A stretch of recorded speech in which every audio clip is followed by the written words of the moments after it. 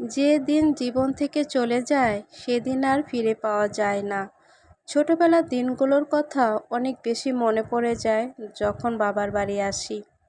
আসসালামু আলাইকুম, কেমন আছেন সবাই? আশা করি সবাই অনেক ভালো আছেন। আমিও সাদিয়া ইসলাম, আমিও অনেক ভালো আছি।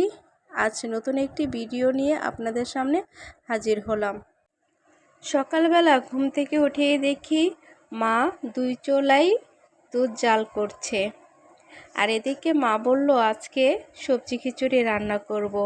আর তার জন্য ভাবি মার লাগানো পুঁইশাক গাছ থেকে কিছু ডগা আমার ভাবি কেটে এনেছে এই সবজি খিচুড়িতে দেওয়ার জন্য। সাথে এখানে কেটে নিয়েছিল আমার ভাবি মিষ্টি কুমড়ার অর্ধেকটুকু, আর বাকি অর্ধেকটুকু রোদে শুকোতে দেওয়া হয়েছিল যাতে পরবর্তীতে এটা রান্না করতে পারে, নষ্ট না হয়ে যায়। এদিকে দুপুরে রান্না করার জন্য সবজিগুলো ভাবিরা কেটে নিচ্ছিল একে একে। যেহেতু এক জায়গায় আমরা আজকে বেড়াতে যাব, ঘুরতে যাব সবাই মিলে, তার জন্যই একটু তাড়াহুড়া করছিল। আর এদিকে সবজিগুলো একে একে কেটে নিচ্ছিল, আর ওইদিকে আমার মা সবজি খিচুড়িটা বসিয়ে দিয়েছিল। মায়ের হাতে সবজি খিচুড়ি বরাবরই অনেক মজা হয়। আমি যখনই বাবার বাড়ি আসি তখন এই সবজি খিচুড়িটা মাকে অনুরোধ করি রান্না করার জন্য। তাই আজকের অনুরোধে সকালবেলায় এই সবজি খিচুড়িটা রান্না হচ্ছে। এই খিচুড়িটার ভিতরে সব রকমের ডালই আমার মা দেয়। যেহেতু এই খিচুড়িটা অনেকটাই স্পেশাল বলা চলে, আমার মা এভাবেই রান্না করে খিচুড়িটা, আর অনেক বেশি মজা হয় এই খিচুড়িটা। তাই যখনই আসি তখনই আমি এই খিচুড়িটা খাই। দেখতে দেখতে মার খিচুড়ি রান্নাটাও হয়ে গিয়েছে। এখন খিচুড়িটাকে একটু বাগার দিবে, এর জন্য আমার মা কিছু শুকনো মরিচ কেটে নিচ্ছিল আর কিছু পেঁয়াজ কুচি, রসুন কুচি, এই দিয়ে খিচুড়িটা ব্যাস বাগার দিলেই রান্না হয়ে যাবে। দেখতেই পাচ্ছেন খিচুড়িটা কতটা লোভনীয় আর সুন্দর হয়েছে কালারটা। এদিকে আমাদের মিনু এই আজ 3টি বাচ্চা দিয়েছে, ও এখন নিচে নেমে এসেছে। আর আমাদের এই রুমাইসামণি এদিকে মোবাইল দেখছে, আর ওদিকে আমাদের খাওয়া দাওয়া শেষ, দুপুরের রান্নাও শেষ। একটু পরে আমরা সবাই খাওয়া দাওয়া করব এবং ঘুরতে যাব। এই তো দেখতে পাচ্ছেন সবাই রেডি হয়ে চলে আসলাম ঘুরতে। আর ঘুরতেই প্রথমে আমি রাস্তাটাকে একটু ভিডিও করে নিলাম, যেহেতু সচরাচর সবসময় বের হওয়া হয় না, তাই একটু আমাদের এই শহরটাকে একটু ভিডিও করে নিলাম। এটা হচ্ছে মানিকগঞ্জের দুধবাজারের রাস্তা।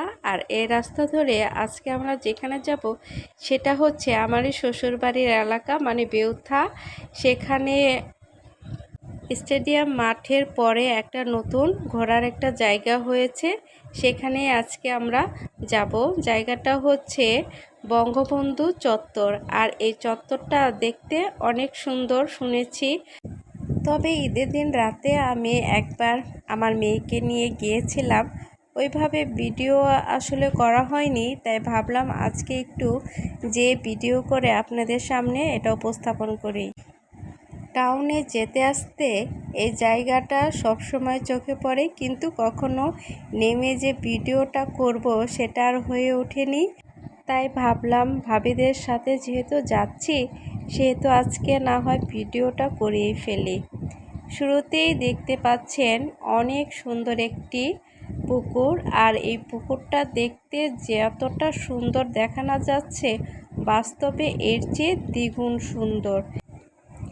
আমাদের জাতির পিতা বঙ্গবন্ধু শেখ মুজিবুর রহমান, তারই স্মৃতি উন্মোচনে এই স্থানটির নামকরণ করা হয়েছে।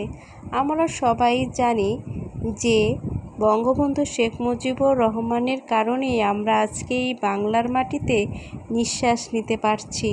আর তারই স্মৃতি ধরে রাখার জন্য এই স্মৃতিসৌধটা তৈরি করা হয়েছে।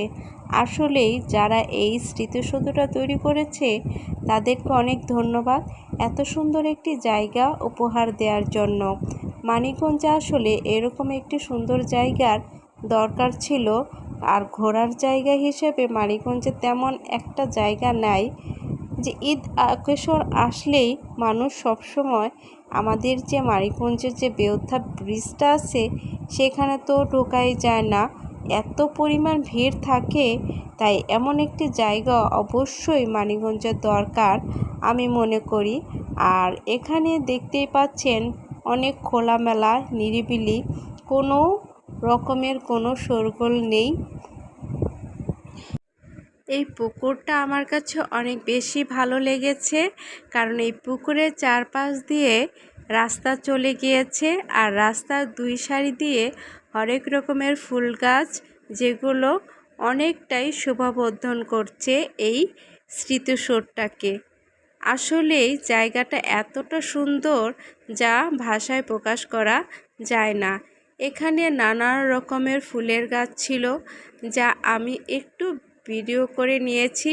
দেখতেই পাচ্ছেন এতটা সবুজ শ্যামল আমি বলে বোঝাতে পারবো না।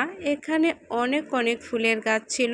আমি মাত্র কয়েকটা ফুলের গাছেরই ছবি তুলেছি বা ফুলের ছবি ভিডিও আকারে আপনাদেরকে দেখাচ্ছি। এছাড়া অনেক রকমের ফুল গাছ ছিল এখানে। আমার মেয়ে তো বলছিল, আম্মু তুমি এই ফুলের ভিডিওটা নাও, তুমি ওই ফুলের ভিডিওটা নাও। এভাবে আমি একটু একটু করে কয়েকটা ফুলের ভিডিও আপনাদেরকে দেখাচ্ছি। দেখতেই পাচ্ছেন গোলাপটা কতটা সুন্দর। এরকম অনেক অনেক গোলাপ আছে যেগুলো আমি ভিডিও করার আসলে সময় পাইনি। এমন সময় গিয়েছি সন্ধ্যা চলে আসছিল, তো আমি অতটা ভিডিও আসলে করতে পারিনি, যতটুকু পেরেছি অনেকটাই করেছি। এদিকে মেয়েকে বললাম তুমি এ রাস্তা ধরে একটু হেঁটে যাও, আমি একটু ভিডিও করে নিই। তো একটু ভিডিও করে নিচ্ছিলাম। পরবর্তীতে আমার ভাইয়ের মেয়ে রোমাইসা, তাকেও আমি একটু ভিডিও করে নিলাম। স্মৃতি হয়ে থাকবে আমার এই ভিডিওতে। এখানে পুকুরে অনেক মাছ ছিল, যে মাছের ছবি আমি খুব একটা তুলতে পারিনি, তবে একটু একটু ভিডিও করতে পেরেছিলাম। ওইদিকে আমার ভাবিরা ছবি তোলায় ব্যস্ত, তাদেরও আমি কিছু ছবি তুলে দিলাম, ভিডিও করে দিলাম। দেখতে দেখতে সন্ধ্যাও হয়ে আসছিল, তাই আর ঘোরা হলো না। তো সবাই ভাবলাম যে বাসায় যাওয়ার আগে তাহলে একটা কিছু খাওয়া দাওয়া করে নিয়ে দেন বাসায় চলে যাব। আর এক জায়গায় যাওয়ার কথা ছিল, কিন্তু সন্ধ্যা হয়ে আসছিল বিধায় আমরা সেখানে গেলাম না। চলে আসলাম স্টেডিয়ামের মাঠের পাশে যে একটা চটপটির দোকান ছিল সেখানেই। সেটা হচ্ছে দেলোয়ার ভাইয়ের চটপটি, যা বিজয় মেলার মাঠে তিনি সবসময় এই চটপটির দোকান দিয়ে থাকেন, আর ওখান থেকেই এই চটপটিটা আমরা সবসময় খেয়ে থাকি।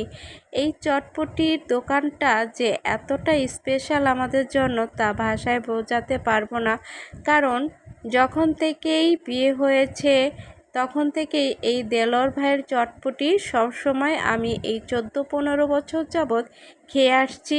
আমি কখনো দেখিনি যে দেলোয়ার ভাইয়ের ব্যবহার বা ওনার চটপটি খুব একটা খারাপ হয়েছে, আমি কখনোই দেখিনি। এই চটপটির দোকানটায় আমি সবসময় যাই।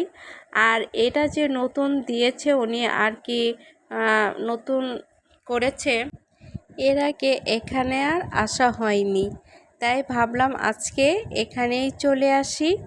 যেহেতু দূরে কোথাও আর যাওয়া হচ্ছে না, সেহেতু এখানেই আমরা চলে আসলাম। প্রথমেই আমরা যার যার মতন ঠান্ডা নিয়ে নিলাম, যেহেতু এতক্ষণ যাবৎ ঘোরাঘুরি করেছিলাম বঙ্গবন্ধু চত্বরে, সেহেতু গলাটা একদম শুকিয়ে গিয়েছিল, আর এই জন্যই ঠান্ডা পানি নিয়ে নিলাম।